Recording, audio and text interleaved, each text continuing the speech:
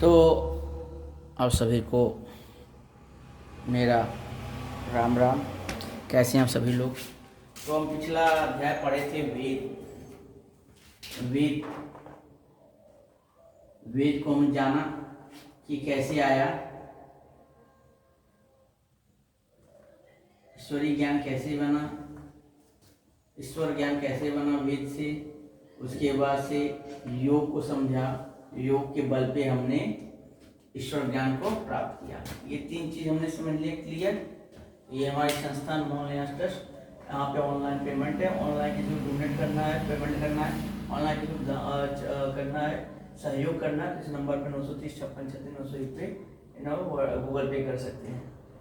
ये हमारा YouTube channel है, मोहनयास यूट्यूब चैनल है, देख सकता है, सुन सकता है, समझ सकता है।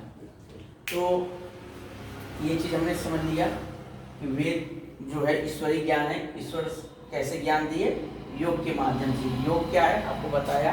अपने आप को स्थिर रखकर एक जगह बैठकर पूरा ध्यान नाक के सांस पे केंद्रित करके जो ध्यान लगाया जाएगा, धीरे धीरे धीरे अभ्यास करने से वो इतना प्रबल हो जाएगा कि आप समाधि में जाएंगे। समाधि से जो जाने के बाद जो ज्ञान की उत्पत्ति होता है उसे ही ईश्वरीय ज्ञान बोला जाता है। ये नियम बहुत कठोर होता है। इसको करने के लिए किसी गुरु की आवश्यकता होती है। बिना गुरु के ये योग मत कीजिएगा। योगा कर सकते हैं मगर योग मत कीजिएगा, ठीक है। आज हम समझेंगे वेद क्या है, कितने प्रकार के वेद है। इसके 4 भाग बताए गए हैं। भाग तो एक ही था पहले सबका, पुराने समय में जब ऋषि मुनियों ने, सप्त ऋषियों ने वेद को सुना समझा तो वेद एक ही था, ज्यादा वेद नहीं थे, वेद एक ही था। वेद को 4 टुकड़ों में बांटा गया है। 4 टुकड़ों में थोड़ा थोड़ा करके वेद को, ऋग्वेद में से थोड़ा सा मंत्र लेकर यजुर्वेद बनाया, थोड़ा सा मंत्र लेकर अथर्ववेद बनाया, थोड़ा सा मंत्र लेकर सामवेद बनाया। तो 4 शाखाएं का जन्म हुआ। वेद सबसे पुराना और प्राचीन सभ्यता है और सबसे पुराना प्राचीन ज्ञान माना जाता है, ठीक है। अब हम आगे चलेंगे।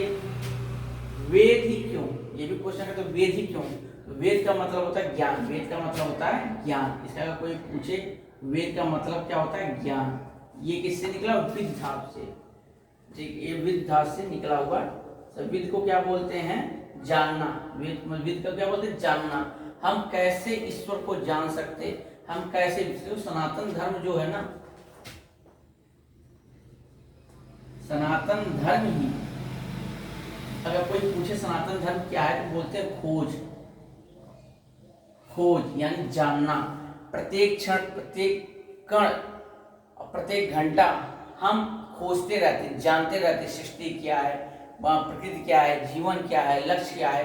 प्रत्येक क्षण, प्रत्येक समय हम जानने की चेष्टा करते हैं, संपूर्ण ब्रह्मांड को समझने की चेष्टा करते हैं। उसे बोला जाता है सनातन। सनातन तक खोजो, बाकी और देख लेंगे तो कोई खोज नहीं करता। चलिए ये जो सनातन धर्म ने विचारों को ज्ञान के बल पे, सभ्यताओं को ज्ञान के बल पे, प्रकृति को ज्ञान के बल पे, सूर्य चंद्र ग्रहण को ज्ञान के बल पे, बड़े बड़े तारों को समझने का प्रयास किया है, ठीक है। तो वेद का मतलब होता है केवल ज्ञान। आप लोग समझ में आ गया। अब हम आगे बढ़ते हैं। ये विद्धार्थ से, संस्कृत में जो विद्धार्थ है उससे निकला है। वेद कितने प्रकार बोलते हैं? 4 प्रकार। कौन कौन से हैं?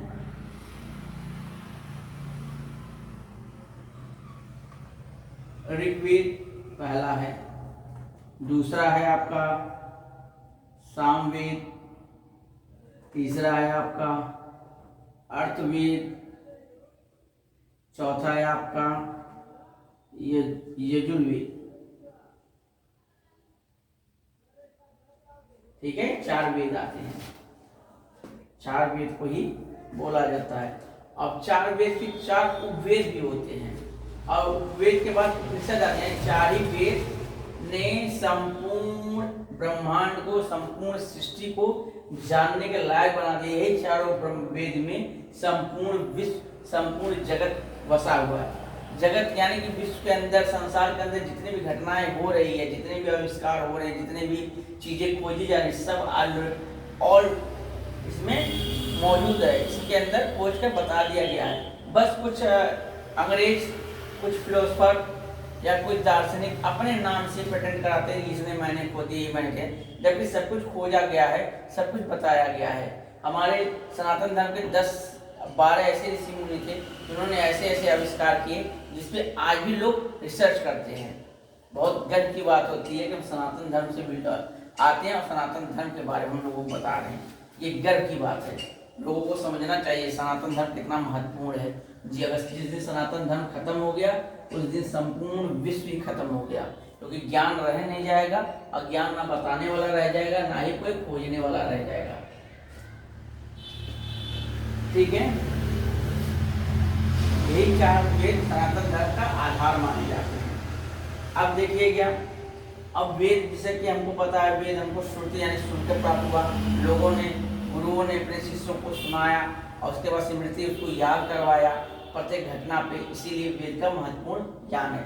इसको श्रुति भी बोलते हैं और स्मृति भी बोला जाता है, क्योंकि वेद को समझने के लिए कुछ उदाहरण लिए गए हैं, तो उसको ही कर्म कांड बोल दिया जाता है। इसके बाद आता है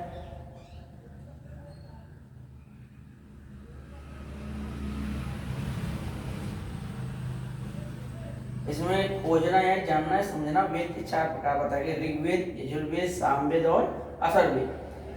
ऋग्वेद पहला है, यजुर्वेद दूसरा है, पहला है, दूसरा है, सामवेद तीसरा आता है और चौथे में आता है आपका अथर्ववेद।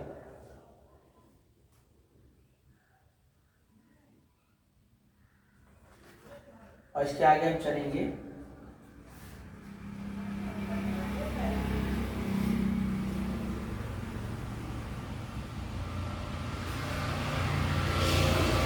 वेद किसने लिखा तो बताया जाता है, वेद को पूरा भाष्य जिसने किया था, मतलब हिंदी में अनुवाद किया था संस्कृत में, वो जो वेद किया था, जो वेद जिसका संस्कृत में ज्ञान के रूप में अनुवाद किया गया है, दिव्य के बारे में प्रमुख हिंदू शिक्षाओं के प्रस्तुत करने वाले भजनों का एक संग्रह है।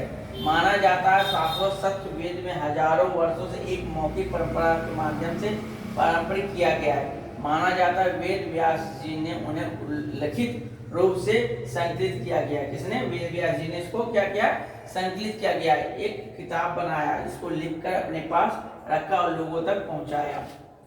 अब आता वेद कैसे बना, अर्थात ये धीरे धीरे रचे गए हैं। अंततः माना जाता है कि पहले वेद में 3 भाग संकलित किए गए थे। पहले वेद में कौन 3 ही भाग केवल थे? कौन कौन से थे पहले 3 भाग? पहले जो आया था वेद ऋग्वेद था, उसके बाद से आपका यजुर्वेद था, उसके बाद आपका सामवेद था। अर्थवेद नहीं आया था, पहले इस 3 ही भाग को पढ़ाया जाता था, ऋग्वेद, यजुर्वेद और सामवेद को। ठीक है, समझ में आ रहा आप लोग को? उसके बाद से आप लोग देख लीजिएगा, इसको ही वेद त्रयी कहा जाता है। क्या इन तीनों वेदों क्या बोलते थे? वेद त्रयी, यानी 3 वेदों क्या बोला जाता था? वेद त्रयी। यही 3 वेदों को वेद त्रयी बोला जाता है। केवल 3 ही वेद उस समय प्रचलित थे, इस पे ज्यादा संशोधन होता था, ज्यादा खोज होता था। उसके बाद मानता अनुसार वेद का विभाजन राम के जन्म से पूर्व, यानी कि ये जो विभाजन है इसका जो चारों खंड में बांटा गया, इसके पूर्व, राम के जन्म के पूर्व, यानी कि आज से 9 लाख साल पहले, यानी जब राम के जन्म है उसके पूर्व ऋषि के समय हुआ था। बाद में किसका जन्म हुआ? अथर्ववेद शंकर ऋषि अथर्व द्वारा किया गया था। जो अथर्ववेद है, ये अथर्ववेद है, किसके द्वारा संकलित, किसके द्वारा लिखा गया था, किसके द्वारा बताया गया था? जो ऋषि थे, ठीक है, अथर्वा। कौन से ऋषि थे? अथर्वा, ठीक है, अथर्वा जो ऋषि पैदा हुए, उन्होंने ही अथर्ववेद के बारे में लोगों को बताया, उन्होंने अथर्ववेद को जानकारी दिया। पहले 3 ही वेद को त्रिवेदी में, अथर्ववेद ढूंढने के बाद ये 4 वेद में बन गए, 4 वेद का जन्म हुआ। ये अथर्ववेद कब लिखा गया था? राम के जन्म से पहले ऋषि, कौन से ऋषि थे? अथर्वा ऋषि ने लिखा था। अब याद हो गया? अब पूछ लिया जाता वेद क्या है, तो सुन लीजिए वेद क्या है। ये दुनिया के प्रथम धर्म ग्रंथ है, इसी के आधार पर दुनिया के अन्य मजहबों की उत्पत्ति हुई। यानी जो वेद है, वेद क्या है? दुनिया का सबसे प्राचीन